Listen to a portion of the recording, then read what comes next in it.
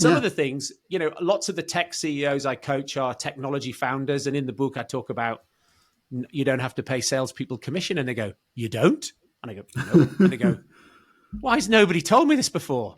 And so now tell us about that, because that is a very unusual request, but I love it. So why don't you have to pay salespeople commission? Well, you don't. So here's the thing. At a meta level, I think salespeople are just people. Yeah. And so I think the last couple of decades, the best author on sales has been a guy called Matt Dixon, who wrote The Challenger Sale, and he's written a great new book called The Jolt Effect. And I had him on the podcast, and I said, look, Matt, help me understand this, because I've gone looking for research to try and see. Now, there's two bits of this. One is, if you pay people to do piecework, right? I'm going to put bottles in a box on a production line, and you pay me piecework, that you can increase the productivity of piece workers by paying them per thing, right? Yeah. You can.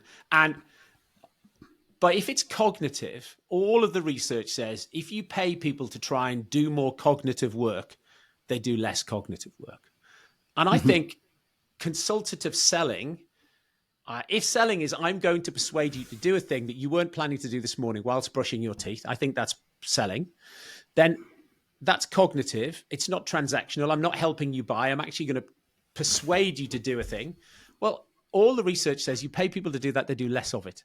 And so it's paying salespeople commission where it's not a transactional sale. So things like a state agency, I think that's transactional, right? But then when you look at the 15% of people who achieve quota, they don't do it for the money at all. They do it for the status, and they do it for the influence, and they do it for self-esteem reasons.